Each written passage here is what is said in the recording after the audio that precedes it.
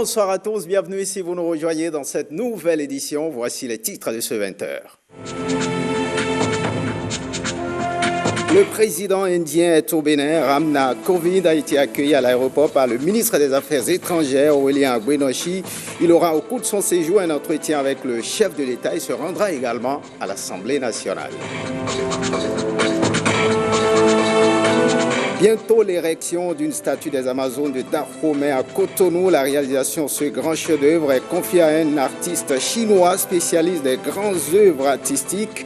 À suivre dans ce 20h, l'hommage rendu à ces braves femmes qui ont marqué l'histoire du Bénin. Et puis ce dimanche 28 juillet, c'est la date de célébration de la Journée mondiale de lutte contre les hépatites virales. Belle opportunité pour la société civile. Des hépatogastro-entérologues avec les autorités sanitaires, ils vont repenser la prise en charge de cette pathologie.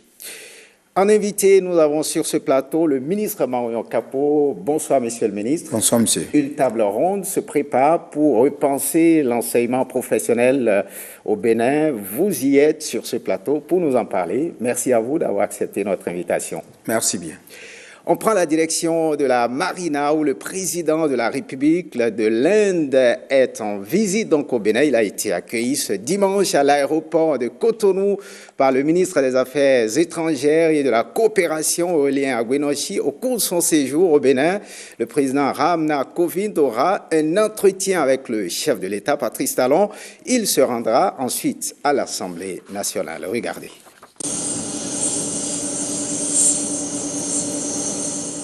Ramnath Kovind foule le sol béninois ce dimanche après-midi. Une visite historique puisque c'est la première fois qu'un président de la République indienne est en visite au Bénin. Ce séjour du président indien s'inscrit dans la logique du renforcement des liens de coopération entre notre pays et ce géant de l'Asie. Une coopération riche qui s'est concrétisée en 2009 par un don de 2 millions de dollars US pour les secteurs de l'éducation et de la santé. La mise en place par l'Inde d'une ligne de crédit de 15 millions de dollars US a permis de financer 3 projets. Le projet d'acquisition de matériel agricole, le projet d'acquisition de matériel ferroviaire et le projet de création d'une cybercité. Avec une population de plus d'1,25 milliard d'habitants, l'Inde réalise des performances économiques assez remarquables. Selon les données du Fonds monétaire international, en 2018, l'Inde est la 6e puissance économique mondiale. L'économie indienne est basée sur le développement de 2 secteurs, l'informatique et les télécommunications.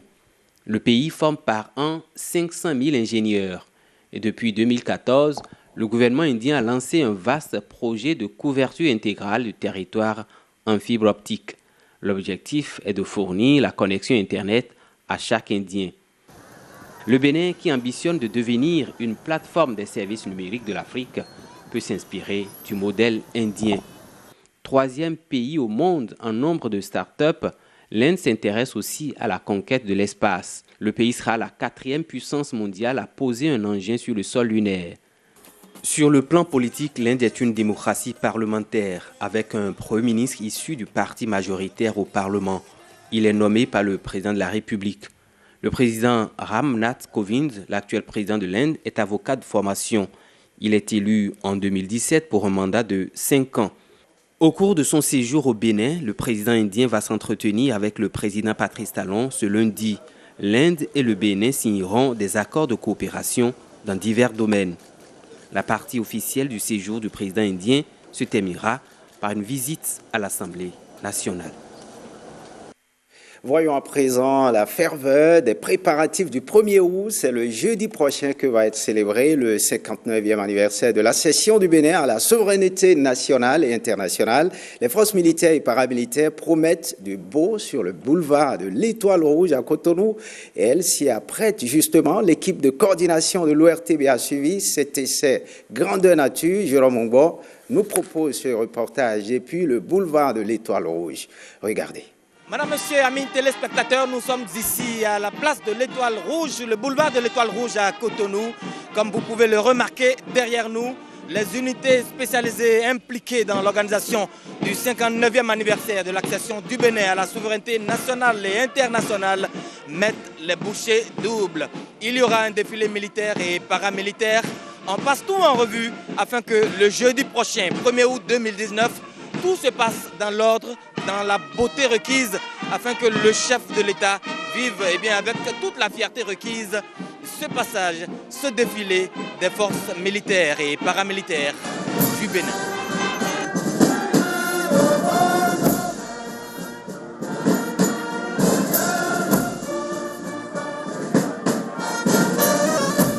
À l'armée, parler un langage de militaire, tout doit être carré. C'est-à-dire tout est mesuré, millimétré.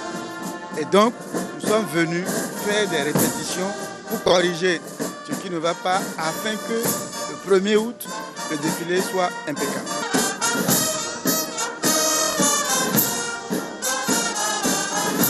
Près de 3000 hommes en uniforme, militaire ou paramilitaire, affûtent leurs armes pour cette fête d'indépendance. Les défilés, entraînements en grandeur nature, pédestres et motorisés ont retenu l'attention du public. Après le premier passage, le colonel Idjouola TTD procède au débriefing. Pied droit ici, qui est sur le train et vous marchez en gardant votre pied droit tout le temps. Pendant le débriefing, j'ai regroupé les chefs d'éléments pour leur faire les remarques sur ce qui n'est pas conforme au plan qui a été établi dans la façon d'exécuter les différents gestes, la précision qu'il faut pour que l'ensemble paraisse beau et uniforme. La particularité du défilé de cette année, c'est qu'il y a du nouveau matériel qu'on n'avait pas avant et nous allons essayer de présenter un panel harmonisé pour marquer que entre les forces armées béninoises et les forces de sécurité publique et assimilées, qu'on sente la cohésion, l'osmose et qu'on marche comme une seule force déterminée à relever les défis, surtout sécuritaires, qui s'imposent à notre armée aujourd'hui.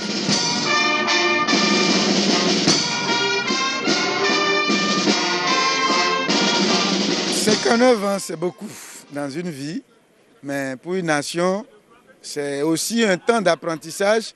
Et chaque année, on essaye, en termes de défilé, d'améliorer ou de modifier, de nous adapter au temps actuel et à venir. En ce qui concerne mon boulot, moi je pense qu'il y a de quoi être satisfait parce qu'il y a du professionnalisme qui se remarque chaque année. Ces entraînements sont prévus chaque matin et un repos la veille du 1er août proprement dit.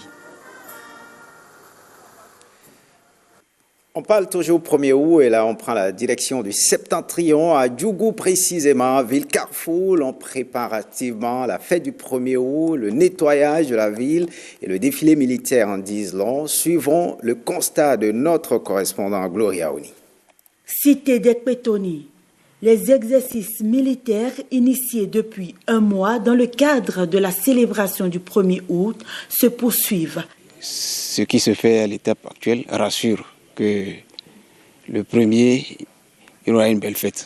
La population aura droit au défilé pédestre des militaires qui vont effectuer la marche prussienne et également la marche des troupes aéroportées.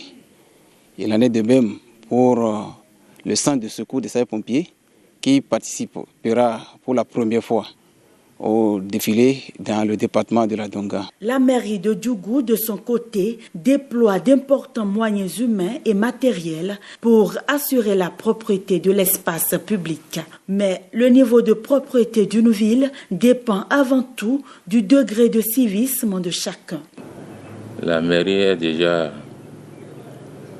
en contact avec des entreprises qui s'occupent du nettoyage de la ville et c'est avec ces mêmes entreprises que nous avons négocié pour pouvoir rendre la ville propre. Nous avons émis un communiqué radio pour inviter toute la population à procéder au nettoyage systématique de la ville. Les citoyens de la ville travaillent aussi à assainir leur cité. Pour le moment, nous avons des clubs. Nous avons des clubs et nous avons des forums aussi qui participent à l'assainissement de la ville de Djougou. Nous avons balayé une fois la place de l'Indépendance là. À plusieurs carrefours de la ville, des drapeaux béninois flottent, signe annonciateur de la fête. La marche du lézard est typique à la baie béninoise. Et puis on parle de ces braves femmes. Le Conseil des ministres du mercredi 17 juillet 2019 a lancé la phase active du projet Mouvement Amazon en zone portuaire, un projet qui vise à valoriser du Dahomey en érigeant une grande statue en leur honneur. La réalisation de ce grand chef-d'œuvre est confiée à un célèbre artiste chinois spécialiste des grandes œuvres artistiques. Dans cet élément, Patrick Yossou fait un hommage à ces braves femmes qu'on veut célébrer. Regardez. À Gaudier, les Amazones du Dahomey. La corporation armée de ces femmes exceptionnelles fut créée par une femme exceptionnelle elle aussi, Na Hangbe. Tassi Hangbe était la sœur jumelle du roi Akaba. En tant que telle, elle subit les mêmes rites et rituels cérémoniels que son frère jumeau durant la cérémonie d'intronisation. Au décès brusque de son jumeau de frère pendant une campagne guerrière, elle qui ressemblait trait pour trait au roi défunt, prit sa place sur le trône royal afin de ne pas déstabiliser la troupe guerrière. C'est à cette occasion qu'elle eut l'idée de créer d'abord une garde rapprochée féminine, ensuite une armée féminine aussi combative, sinon plus agressive et plus aguerrie qu'une armée masculine. Malheureusement, la société patriarcale eut raison d'elle jusqu'à attribuer la naissance des Amazones à Gezo, qui ne fit que les réorganiser, et même leur renaissance à Béhanzin, qui ne fit que les utiliser. Mythique et mystique, historique et dite hystérique personnage.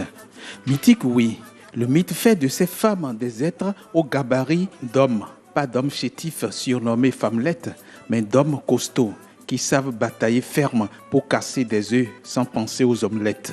Bref, mystique, oui, et mystérieuse aussi.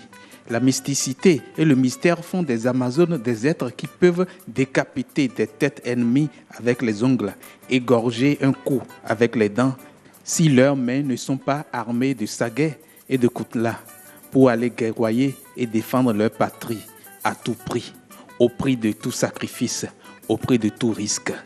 Historique, oui, et l'histoire retient des Amazones le corps armé le plus redoutable, car constitué de femmes dites rebelles, au sens risible de rebelle, deux fois belle, un physique bien formé et un psychique bien fort et bien net. Hystérique dit d'elle la rumeur sur leurs humeurs de femmes fières et altières dans leur mise et par leur mine. Justement, c'est cette fierté guerrière de combattantes et de battantes qui est célébrée par le gouvernement. C'est à ces guerrières fières et altières que rend hommage et honneur le projet gouvernemental monumental. Monumental projet qui est confié au célèbre sculpteur chinois Li Qianchun de la société Beijing Huachi Qianchun Culture and Arts pour la conception, la construction, la livraison et l'installation du monument himalayen. Monument gigantesque, mastodontesque monument de 30 mètres de hauteur. Éléphantesque monument en structure métallique. Hippopotamesque monument à enveloppe en bronze. Titanesque monument dont la réalisation permettra d'immortaliser cette figure emblématique qu'est l'Amazone, dont l'âme, en zone portuaire, portera fièrement notre port vers le summum de l'attraction pour le monde entier. L'Amazone attrayante et attractive. La vue touristique du port en sera plus distrayante et distractive. Amazone, à Gaudier.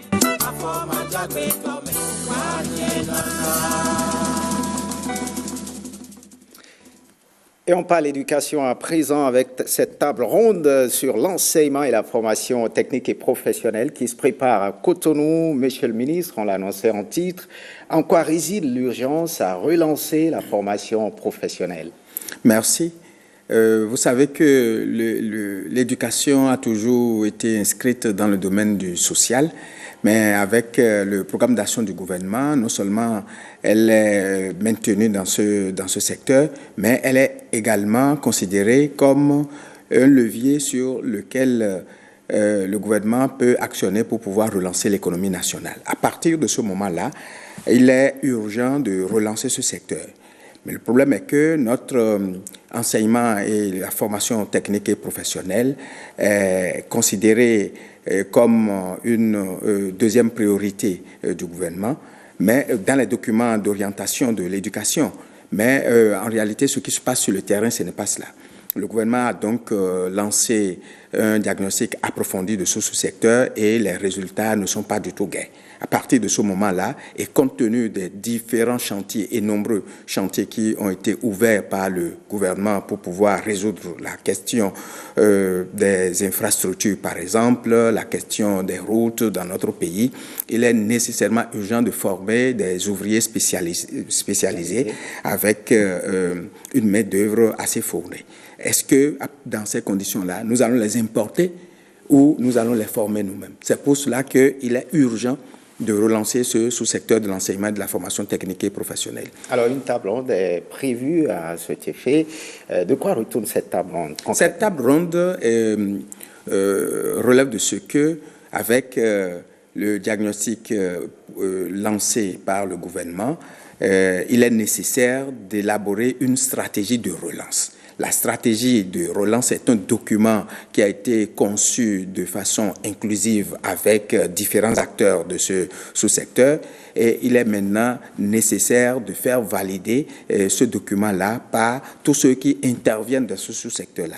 Il s'agit notamment des experts nationaux et internationaux, les représentants des partenaires techniques et financiers, les spécialistes du secteur économique du privé et du public, les partenaires sociaux, de même que les acteurs, tous les acteurs du système de l'éducation. Tous ceux-là sont invités donc à participer à cette table ronde avec pour objectif d'analyser et d'apprécier les orientations stratégiques, de même que les options stratégiques qui ont été posées dans le document de diagnostic, de documents de stratégie, pour que le mode opératoire du fonctionnement et de la mise en œuvre de cette relance-là puisse être apprécié avant que le document ne parvienne définitivement au gouvernement.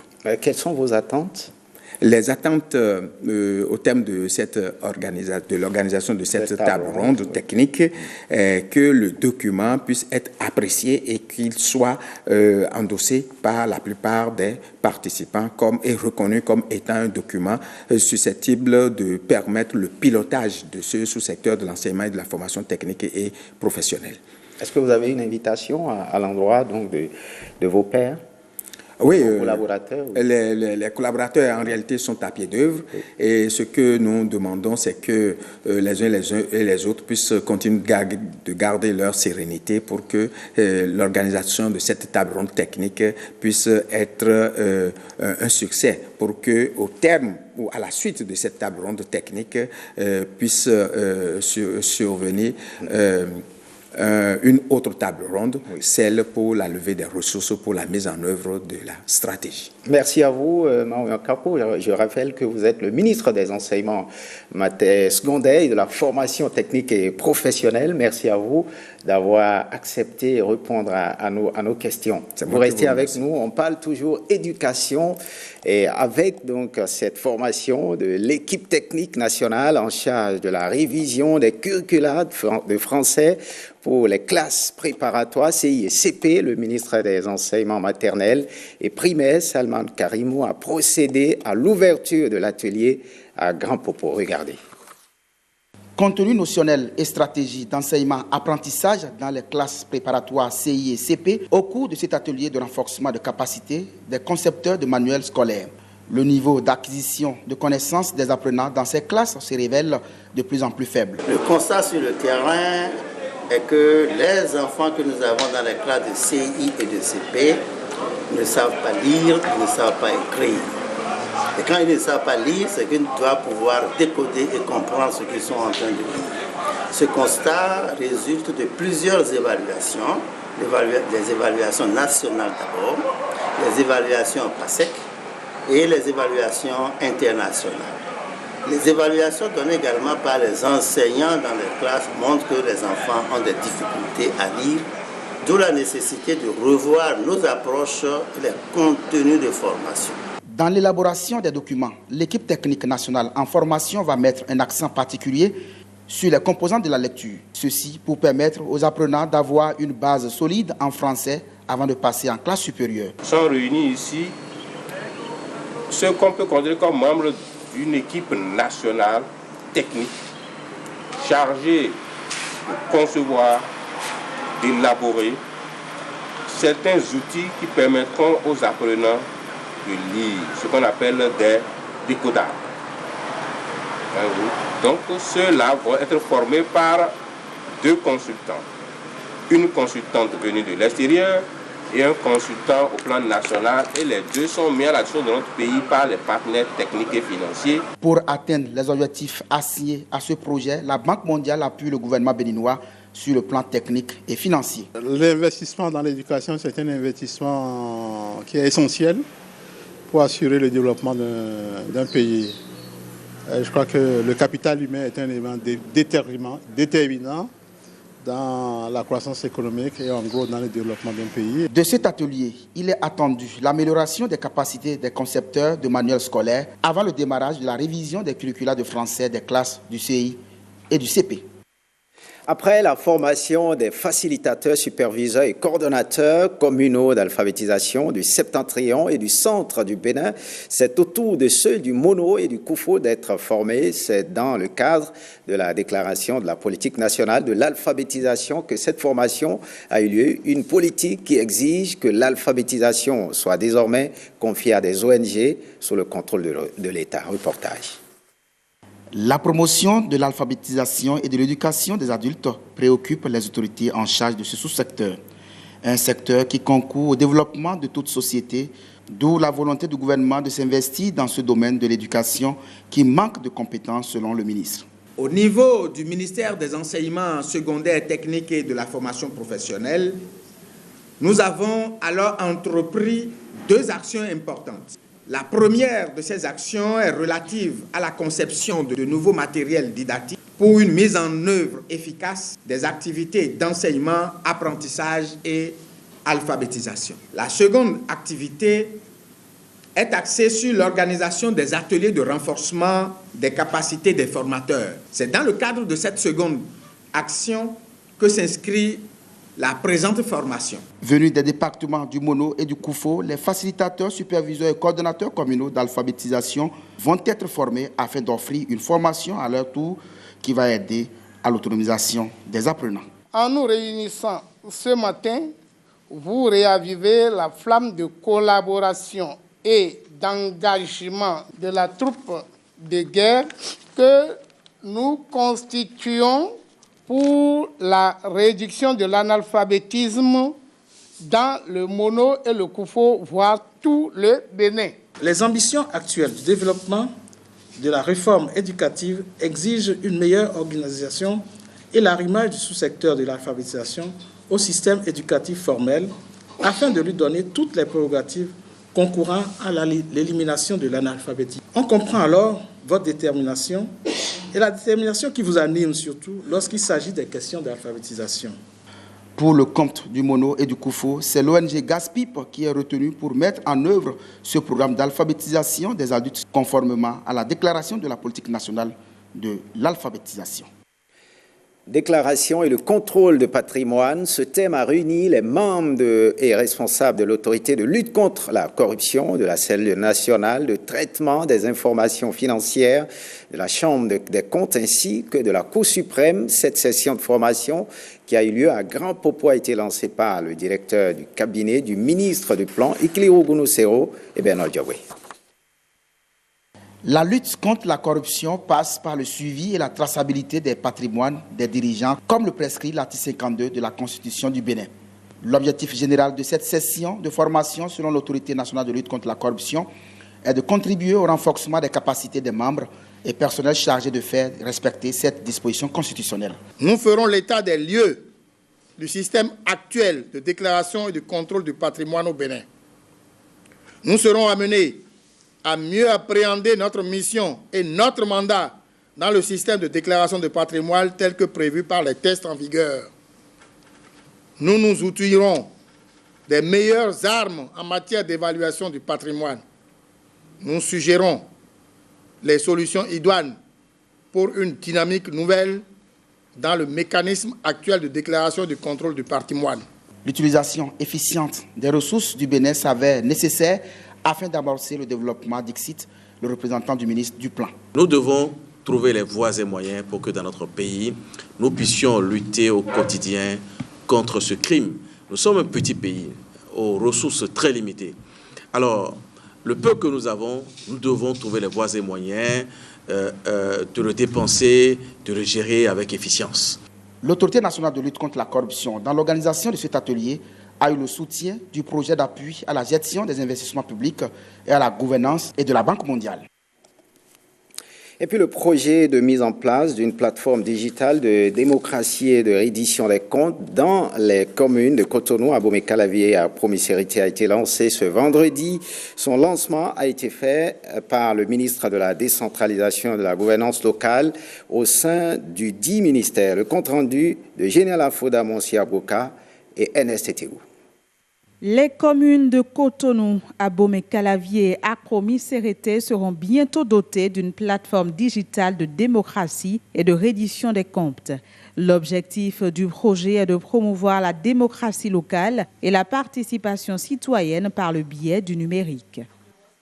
Avec les maires des communes ciblées par le projet, je me réjouis de cette approche de démocratie numérique qui permet aux citoyens, même depuis sa maison, son bureau, son lieu de distraction même, d'être connectés à la mairie et à l'actualité de sa commune.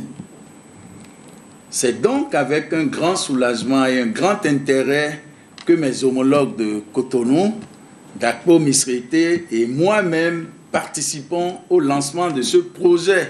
Le projet vise à concevoir un site Internet et une application ainsi que leur configuration afin de permettre aux citoyens et aux élus locaux d'animer la démocratie locale dans les communes cibles. Le gouvernement ne peut que se réjouir des initiatives visant à accroître la fluidité de l'information et la démocratisation des processus de prise de décision nécessaires pour la construction de communautés engagées dans la gestion des affaires locales. Il convient de rappeler que le projet que nous lançons vise à élaborer de manière participative des outils de promotion de la démocratie locale, de la participation des acteurs de développement à la gestion des communes concernées grâce au numérique. Le programme de plateforme digitale de démocratie et de reddition des comptes est une initiative de la Fondation Le Municipal. Il est financé par l'Union européenne. Des jeunes béninois start-upers en formation, c'est à l'initiative de la Jeune Chambre internationale JCI Cotonou, la doyenne. Il s'agit d'un séminaire qui a pour objectif de recenser les jeunes entrepreneurs qui ont des idées innovantes dans la perspective de la création d'entreprises. La formation s'est déroulée ce vendredi 27 juillet à Calavi, sous la houlette de l'Agence nationale pour l'emploi. Le reportage de Malini Tibozo et Dovechi Christian. Coluche disait, des idées, tout le monde en a, souvent les mêmes. Ce qu'il faut, c'est savoir s'en servir. Se servir des idées d'entrepreneuriat et les adapter au contexte actuel du pays.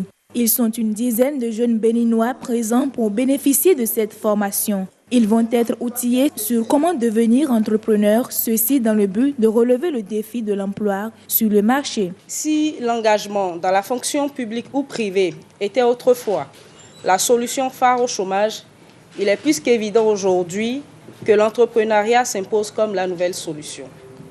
La Jeune Chambre internationale Cotonou-La Doyenne, regroupement de jeunes citoyens actifs, possède en son sein une commission dédiée à l'entrepreneuriat. Et c'est l'initiative de cette commission qui nous réunit Ce jour, les pouvoirs publics ne pouvant créer et donner de l'emploi à tous, ils jouent néanmoins un rôle majeur dans la création des conditions de facilitation pour l'essor des entreprises. C'est ce qui justifie l'appui de l'Agence nationale pour l'emploi ANPE à cette initiative. Nous avons l'habitude de dire une chose. Les opportunités, il y en aura toujours. Mais il n'y en aura pas pour tout le monde au même moment. Il revient aux jeunes de saisir cette opportunité. Parce que pour le moment, c'est l'opportunité qui s'offre à nous. Nous, à la NPE, nous sommes ouverts. À tout moment, vous pouvez toujours compter sur nous. Parce que l'emploi, c'est la vie. Si vous ne travaillez pas dans la société, vous n'êtes rien. À la fin de cette formation, ces jeunes seront également mieux outillés sur la recherche des partenaires financiers. Une deuxième session de formation est envisagée pour les prochains jours. 28 juillet, date de célébration de la journée mondiale de lutte contre les hépatites virales. Belle opportunité pour la société béninoise des hépato-gastro-entérologues. Avec les autorités sanitaires, ils vont repenser la prise en charge des hépatites des patients donc, dans le sens d'une réduction des coûts. Au Bénin, du diagnostic à la prise en charge, c'est un véritable périple pour les malades. Un reportage de Angela Préja. Nous sommes à quelques encablures de la clinique universitaire de gynécologie et d'obstétrique de l'hôpital Hubert Koutoukou-Maga de Cotonou. Dans le service de gastro-entérologie, une consultation est en cours. Une consultation qui marque d'ailleurs le début du périple des malades hépatiques qui sont diagnostiqués seulement après une série d'examens sanguins. On a trouvé que j'avais l'hépatite C et il m'a envoyé maintenant chez les spécialistes. Ici, au CNHU, les autres, ils m'ont demandé d'autres analyses qui, cette fois-ci, ne pouvaient pas se faire ici, au centre. Il faut envoyer ça à l'extérieur. Une première analyse, ça m'a coûté 74 000. Le résultat de cette première analyse est arrivé et on devait encore confirmer ça par une autre analyse. Cette fois-ci, ça m'a coûté 210 000. Selon une étude effectuée chez les donneurs de sang en 2013 au Bénin, 1 400 000 Béninois souffrent invariablement de l'hépatite B ou de l'hépatite C. L'hépatite B touche environ 10% de la population béninoise, soit environ 1 million de Béninois. L'hépatite C, quant à elle, concerne environ 4% de la population béninoise, ce qui fait 400 000 personnes, soit au total 1 400 000 personnes atteintes des hépatites virales B et C au Bénin. Je ne parle pas trop des hépatites A et E qui, elles, ne constituent pas véritablement de problèmes de santé publique et donc ne sont pas préoccupantes chez nous. Les plus importants, c'est les hépatites B et C. Mais si un traitement efficace existe pour l'hépatite C, les malades de l'hépatite B, après diagnostic, ne sont pas traités systématiquement. Ceux qu'on traite, le traitement est disponible et coûte environ 6 000 francs le mois, mais c'est un traitement pratiquement, on va dire, pour une durée indéterminée. Un peu comme on prend le traitement pour le VIH, mais c'est un seul comprimé par jour. Et ça revient à 6 000 francs le mois pour une durée indéterminée. Sous le traitement, on suit les malades, on refait de temps en temps des charges virales pour voir si ça reste indétectable. Mais ce traitement contrôle la maladie, empêche ou réduit franchement le risque d'évolution vers les complications que sont la cirrhose et le cancer du foie. Le traitement de l'hépatite C, quant à lui, reste onéreux, environ 1 200 000 francs CFA pour 3 mois de traitement. Une situation qui justifie le plus souvent l'évolution vers des complications mortelles. Quand j'ai commencé le traitement, je me suis vue soulagée. 1 mois après, la fatigue là est partie. Je mangeais. Avant, si tu manges, il faut que je m'efforce à rejeter la nuit avant de pouvoir me dormir. Donc j'ai commencé à bien manger. Donc j'ai pu terminer les 3 mois et là où je suis, maintenant je marche. Je marche bien. Je suis en forme. Les malades sont aussi sujets à la marginalisation ou à des licenciements abusifs, même si tout ceci est sévèrement puni par la loi. L'exemple que j'ai encore en tête, c'est une femme, elle est veuve, et elle va dans une école pour pouvoir subvenir aux besoins de sa famille et elle a été dépistée positive à l'hépatite et devant un grand public, le directeur la limoge, il dit voilà, elle ne peut plus continuer à mener son activité parce qu'elle a été dépistée positive à l'hépatite. C'est une faute grave. Ce genre de comportement, c'est puni par la loi. Donc ce directeur, normalement, il doit être sanctionné par une amende et même pouvoir faire la prison. Au-delà de l'engagement des autorités politiques pour une prise en charge à coût réduit, chaque Béninois devrait mieux appréhender les hépatites virales, ces tueuses silencieuses, et faire son dépistage. Voyons cette décoration. Katina Tcheke est admise dans l'Ordre national du Bénin devant amis et collègues de la Banque mondiale. La représentante résidente de la Banque mondiale est faite communicateur dans l'Ordre national de mérite du Bénin. Revivez les temps forts de cette cérémonie de décoration, cette spécialiste des affaires publiques avec Arsène Dancy et Christian Dothierry. Elle a contribué à développer notre programme au Bénin. C'est à elle que nous rendons hommage ce soir. De qui s'agit-il? Katrina Charquet est son nom. Elle vient ainsi d'être honorée par la nation béninoise après 4 ans de loyaux services à la tête de la représentation de la Banque mondiale au Bénin. Au nom du président de la République, grand maître de l'ordre, et en vertu des pouvoirs qui nous sont conférés, nous vous faisons commandeur de l'Ordre national du Bénin. Que d'émotions pour la récipiendaire devant autorités gouvernementales, amis, collègues et collaborateurs de la Banque mondiale. Elle exprime sa joie. Alors que j'entame ma dernière semaine de mission au Bénin, j'étais à 1000 lieues de penser que j'allais recevoir cette distinction. Combien honorifique pour les chefs de mission. Je voudrais donc exprimer ma gratitude au peuple béninois, à son gouvernement, sans oublier tout particulièrement son chef. Je veux nommer son Excellence, M. Patrice Talon, pour avoir autorisé la distinction de ce jour.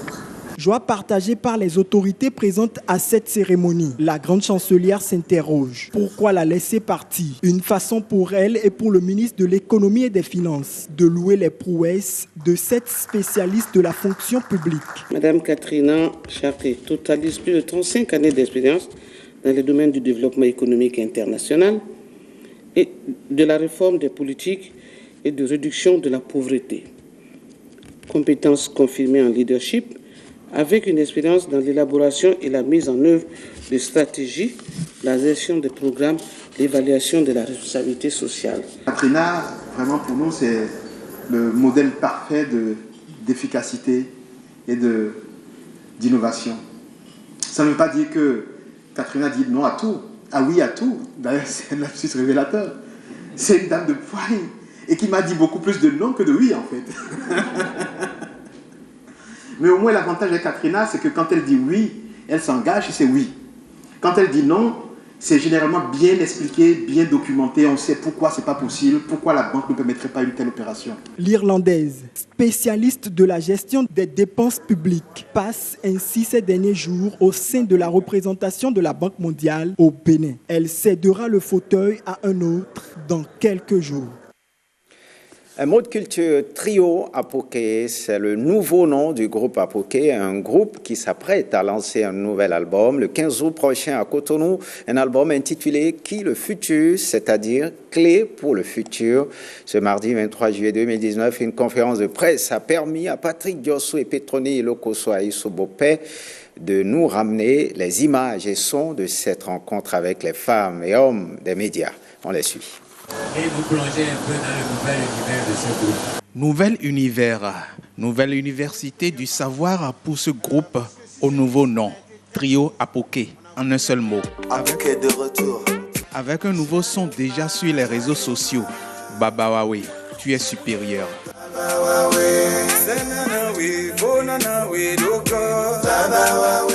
Ce morceau fait partie des titres du nouvel album. Keys to Future, clé pour le futur. Un nouvel album de 17 titres qui va sortir le 15 août. Va se passer au Hall des Arts de 10h à 22h. On aura à manger avec nos amis, Liam Pilé. Ensuite, on va faire un beau concert pour présenter le disque. Clé du futur parce que nous avons eu à faire nos expériences et nous pensons que dans nos traditions, il y a de la science pour le futur. C'est de la science avancée. Et nous appelons par cet album tous les Africains à prendre conscience du contenu de nos traditions. Nos traditions portent des richesses, portent des valeurs et peuvent produire des résultats. Et quand un processus peut produire un résultat, on peut conclure que c'est de la technologie. Une nouvelle philosophie pleine de bons points. Une nouvelle physionomie pleine d'un bon point pour les membres du groupe. Vous voyez ce que je porte là, c'est un talisman. C'est un canalisateur d'ondes et de vibrations. Ça vous débarrasse des ondes négatives. Et nos ancêtres préparent ça avec des feuilles, avec des paroles, des incantations. Et la personne qui porte ça est souvent éloignée de tout ce qui est négatif. Trio Apoké, oui, mais un trio réduit d'abord à 2. Merveille en congé actuellement. En congé donc, Merveille Zinsou alias Space avait tantôt refusé son surnom de Yemandia le messager qui appelait déjà à ne pas juger. Évitez de juger, quiconque juge sera jugé. Chacun vient avec son destin, sa destinée, sa destination. En se baissant pour regarder le postérieur du quidam, on expose son propre postérieur.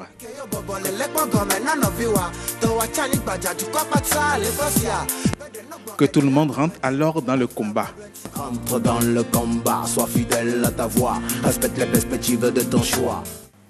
De 10h du matin à 10h du soir, le 15 août prochain, au Hall des Arts de Cotonou, on sera tous supérieurs. Baba.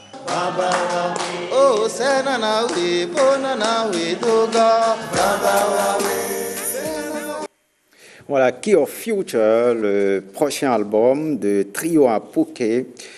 Voilà, une œuvre à déguster. La Fédération béninoise de roller sport a rassemblé ses athlètes pour jauger leur niveau en vue du championnat d'Afrique de la discipline. La séance s'est tenue sur l'esplanade du stade de l'Amitié Général Mathieu Kérékou. Robert Coupin-Edor pour plus de précisions. Pour se préparer pour le championnat Roller Game Afrique. Première phase de regroupement des patineurs béninois à travers le Challenge Cotonou Skating Open. Objet de ce challenge, une sélection d'athlètes pour le championnat d'Afrique de roller dénommé Africa Roller Game qui se tiendra du 2 au 9 novembre 2019 à Kinshasa. Évaluer les athlètes pour améliorer les performances dans les sous-disciplines de roller, notamment le slalom, la course à élimination et à points, puis le inline freestyle. Tel demeure l'objectif de la Fédération béninoise de roller sport. Le niveau y est toujours parce que vous savez, nous avons mis un accent particulier sur la pépinière qui est en train de grandir, qui est en train de prendre de l'énergie, de force pour défier même les seniors. Ça a fait qu'aujourd'hui, nous avons de très belles performances au niveau de ces athlètes parce que les seniors ne veulent pas que les juniors les dépassent. Donc ça a fait qu'eux-mêmes vont se cacher pour travailler et revenir défier ces pépinières qui sont en ébullition. Conserver le titre reste le défi à relever pour ces athlètes béninois, à l'instar de Demba Diallo Haoudat et Biomaro Alassane, respectivement championnes et champions d'Afrique en titre dans les catégories de cadettes et défis.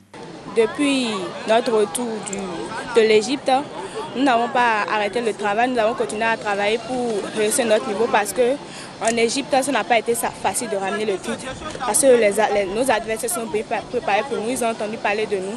On avait ramené le titre la première fois, donc ils se sont préparés en conséquence pour nous prendre le titre. Mais avec notre persévérance, on a pu avoir le titre. Maintenant, il reste à le conserver. On se prépare très bien. Les entraînements avec les coachs à la salle de gym, tout se passe bien pour ramener le titre encore une troisième fois. Il faut s'affronter. Et en s'affrontant, tu peux être fort, mais si le terrain ne te présente pas un bon profil, tu peux te retrouver à une position où tu vas vraiment regretter. Parce qu'il y a des bousculades et pendant la course, tu peux sortir, tu peux te retrouver à une position où tu ne souhaitais pas. Les athlètes sélectionnés pour défendre le vert, jaune et rouge seront donc connus à l'issue du championnat national prévu pour le 26 août 2019. Fin de ce journal. Merci de l'avoir suivi. Retrouvez Jérôme Mongbo à 23h30 pour l'édition du soir. Bonne suite des programmes sur l'ORTB. Passe en vous.